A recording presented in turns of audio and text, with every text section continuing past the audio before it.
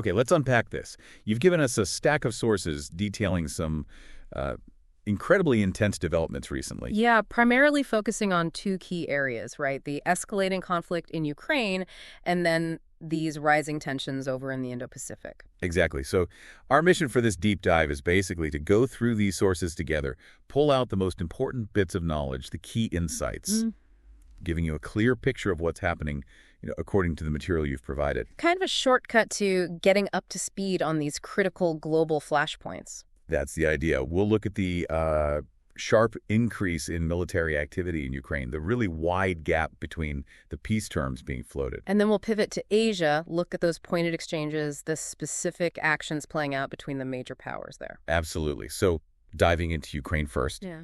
the sources, they immediately convey this sense of heightened intensity. Yeah, it's described right there in the material as an unprecedented escalation, one of the most intense chapters, actually. And what's really striking, I think, is the timing. It's happening, as the sources say, on the eve of meetings in Istanbul. Right. Just before talks are expected. That timing alone, it feels significant, doesn't it, based on these reports? It does. And what's fascinating here is the sheer scale and the type of fighting the sources mention. It's not just more of the same. No, exactly. Intelligence sources, according to the material, they described one incident as one of the largest drone battles to date. Largest drone battles to date, that phrase. Wow.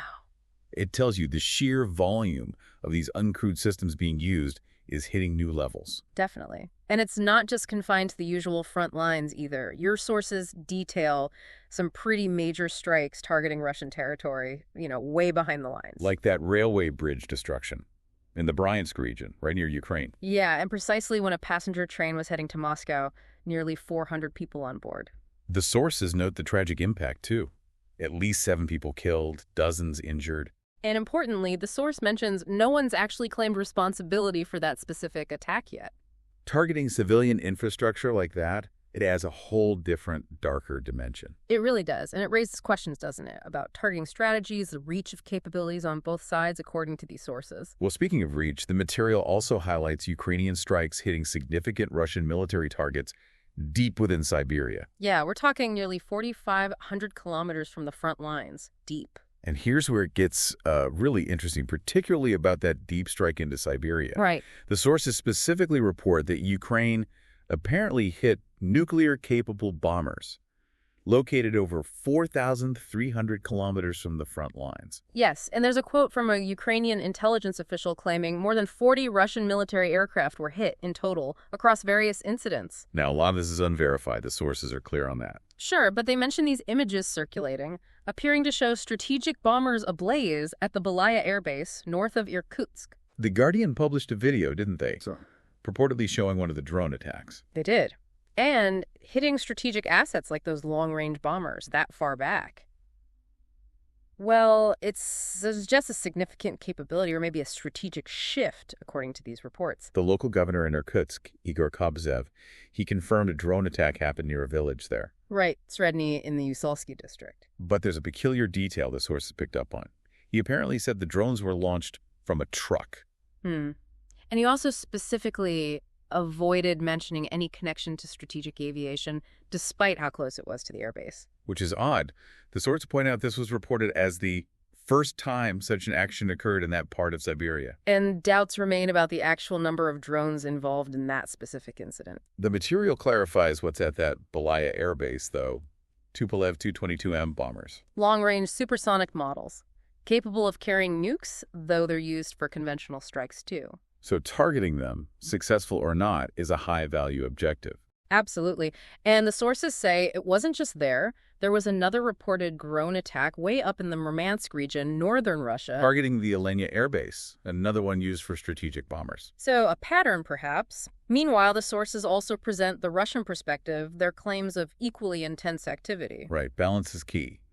The Ukrainian Air Force itself reported Russia launching an impressive 472 drones against Ukraine overnight, plus 7 missiles. 472. The sources emphasize that's the highest number recorded in a single night so far. Which, as the source points out, is pretty clear evidence the war just continues with increasing intensity. And the Russian Ministry of Defense made its own claims, detailed in your sources. They said units took control of Alexeyevka in the Sumy region. Indicating continued ground pushes, yeah. And they also claimed they shot down 7 JDAM glide bombs. Which are noted as being U.S. supplied. Those are important. They turn regular bombs into precision ones. Right. And Russia also claimed intercepting about 100 Ukrainian drones during that same period. The sources also detail Russian claims of Iskander-M missile attacks. Those are those mobile ballistic missiles, right? Known for being fast and accurate. Exactly. One attack supposedly hit a Ukrainian airfield in Shuiv, Kharkiv region, targeting a long-range drone base. And Russia claimed destroying launchers, vehicles, dozens of drones ready to go. And another Iskander-M attack near Krylovets, Sumy region, supposedly hitting mobile drone control stations. There's even a detail in the sources about surveillance images, apparently showing secondary explosions among drones on the ground, causing a fire. So, looking at this whole cluster of reports, from both sides, unprecedented drone numbers, these deep strikes on strategic assets, infrastructure attacks, claims of hitting mobile launch sites. Yeah. What does this overall pattern of intense, varied activity, especially those deep strikes, tell us about the strategies and capabilities being employed right now, according to these sources? Well, based on the material, it suggests a few things. First, both sides seem to be demonstrating and using long-range strike capabilities more often and maybe more audaciously.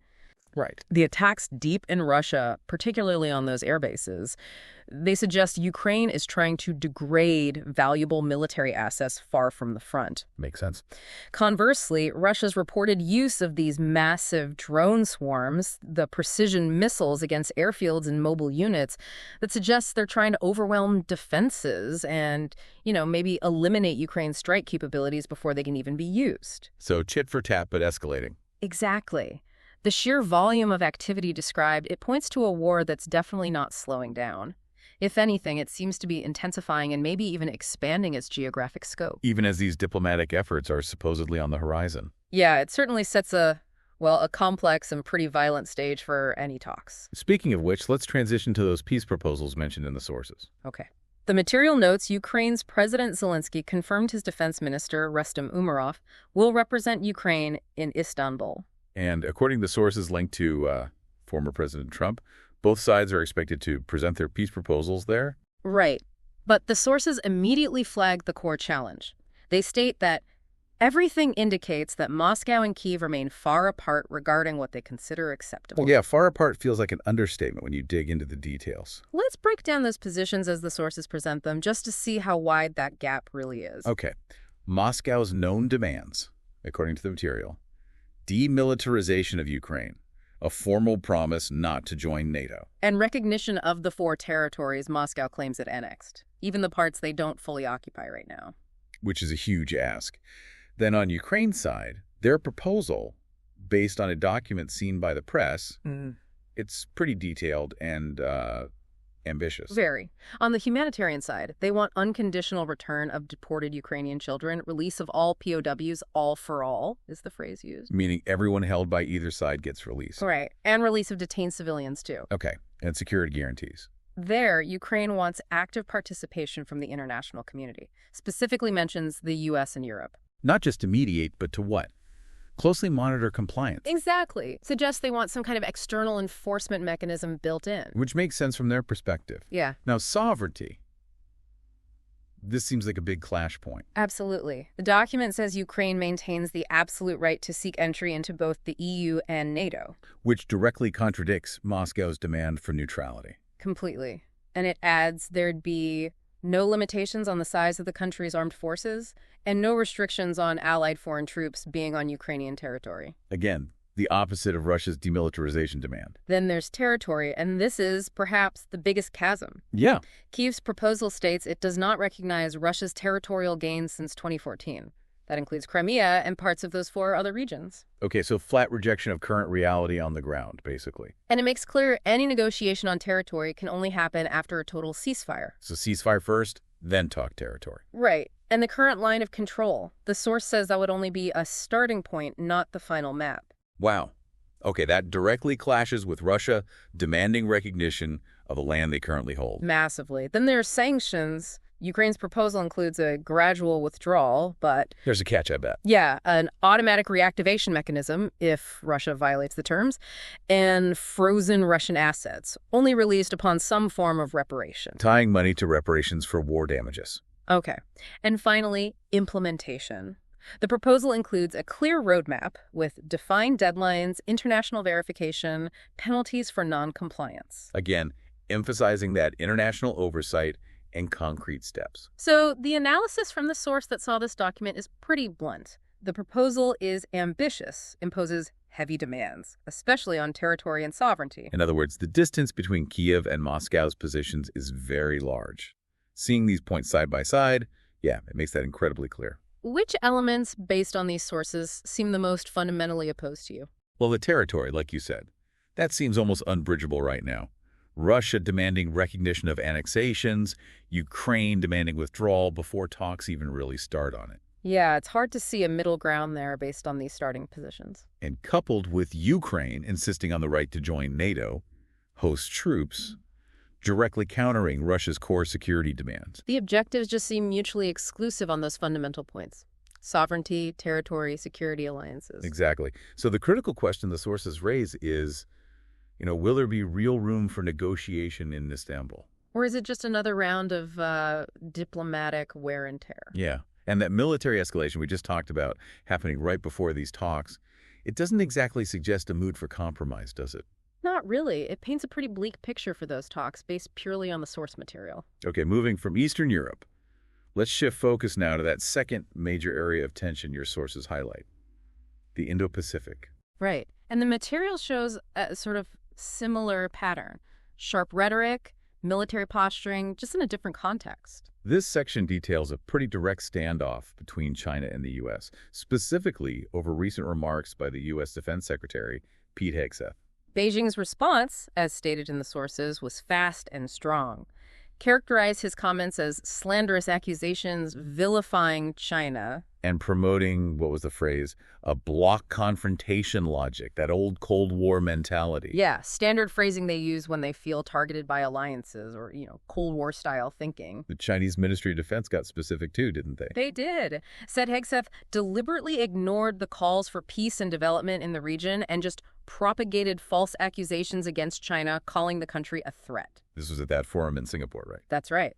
And China's broader counter-accusation against the U.S., according to their Ministry of Defense, is that the U.S. uses forums like that to sow disputes, provoke discord, and pursue selfish interests. Strong words. Very. Spokesperson Zhang Xiaogang is quoted saying, China's armed forces will work with regional countries to oppose hegemonism. Hegemonism, usually their term for perceived U.S. dominance. Typically, yes, which they say harms the Indo-Pacific. And this whole dynamic, the sources frame it against the backdrop of the increased U.S. military presence in the region, which China clearly views as provocative. Hegseth's specific appeal mentioned in the sources was that direct call to allies, especially Australia.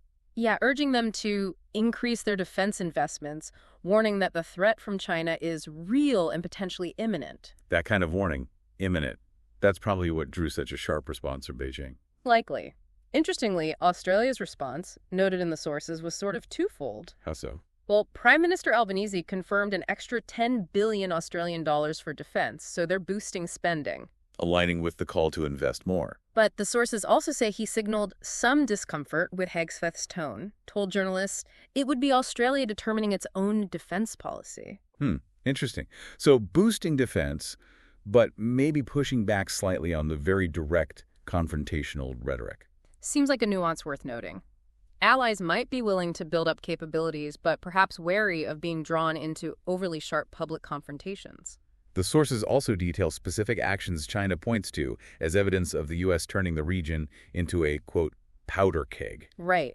One key example they highlighted was the U.S. installing those Typhoon missile launch systems. In the Philippines, right, on Luzon Island as part of their defense partnership. Exactly. And the sources note China's criticism that these missiles are capable of hitting targets in both China and Russia. And Luzon's location near the Taiwan Strait, South China Sea, that makes the placement strategically significant. Very significant from Beijing's perspective. The situation in the South China Sea itself is also a major focus in the sources. The ongoing disputes between Beijing and Manila over islands, atolls. And specifically, the sources highlight an increase in incidents between their coast guards recently. These aren't just arguments, they're physical encounters at sea. And the Chinese delegation's perspective at that Shangri-La dialogue. As reported, they again blamed external intervention, meaning the U.S. and its allies, as the main risk to stability there. Colonel Zhang Qi from their National Defense University, he was quoted in the Global Times reinforcing that. Yeah, accusing some foreign powers of sending ships and planes into the South China Sea under the pretext of freedom of navigation. Which, he stated, violates China's claims to territorial sovereignty and maritime rights. But counterbalancing that, the sources mention the actions from the other side. Like the U.S., Japan, Australia, and the Philippines conducting joint maritime operations in the area. Which is described in the material as a clear message that they won't leave that disputed sea under Beijing's exclusive control. So you have these competing claims being actively demonstrated through military presence and exercises. Exactly. Action and counteraction. And finally, the Taiwan issue also resurfaced strongly in the sources. China's Ministry of Foreign Affairs delivered that strong warning to the U.S. Yeah, not to play with fire on Taiwan. Very pointed diplomatic language. Meanwhile, Hegseth's counterstatement in his speech, as reported. Was that any attempt by China to invade the island would have devastating consequences for everyone? So the rhetoric, just like we saw with Ukraine, it's extremely sharp. The potential consequences being laid out are incredibly severe, according to these sources. Definitely. Connecting back to you, the listener. Yeah. It's clear from these sources, the rhetoric is sharp, actions are being taken by multiple parties across the Indo-Pacific. How do these competing claims, these military postures, from missile placements to patrols to warnings about Taiwan, how does that resonate with you? What pattern do you see emerging from the reports? Well, based purely on the sources provided, the pattern seems to be one of accelerating action and reaction cycles. Okay. The U.S. increases its presence, its capabilities, frames it as deterrence. Against the threat Hegseth described. Right. China responds with sharp warnings, blames external forces, conducts its own activities to assert its claims, especially in the South China Sea. Both sides seem to be ramping up military readiness, signaling resolve. Exactly. Through exercises, deployments. It's a dynamic described in the sources that feels inherently risky, prone to miscalculation or escalation. Especially in those really contested spaces, like the South China Sea or around Taiwan. Precisely. So, okay, let's wrap this up. Based on the sources you brought us, we've taken this deep dive into, well, a moment of intense military escalation in Ukraine. Yeah, seeing those dramatic long-range strikes, the massive drone attacks reported by both sides. And we examined those vastly different peace proposals, highlighting the fundamental obstacles, particularly territory and sovereignty, according to the material. And we also explored the rising diplomatic and military tensions in the Indo-Pacific. Looking at that direct U.S.-China confrontation in rhetoric, Yeah. and the specific actions and counteractions playing out in contested areas like the South China Sea and regarding Taiwan, all is described in the sources. Yeah, covering quite a bit of ground there. All of this comes straight from the material you provided. Now, here's where it gets really interesting, pulling these threads together. Okay. Given the sheer gap in those peace proposals for Ukraine and the increasing military posturing and sharp warnings in the Indo-Pacific described in these sources, what does the material taken together suggest about the likelihood of either conflict simmering down versus maybe heating up further in the near future? That's a critical question, isn't it? And based purely on the sources we've discussed, by highlighting the intensity of the fighting just before talks in Ukraine and detailing that escalating action-reaction cycle in the Indo-Pacific. Yeah. Well, unfortunately, it seems to lean towards suggesting continued or maybe even increased friction seems more likely than any significant de-escalation in the short term. At least based on the current trajectories outlined in this material. Exactly. The military activity, the stated positions, they don't point towards cooling off right now. Definitely something to think about as these situations continue to evolve. Thanks for bringing us the sources for this deep dive.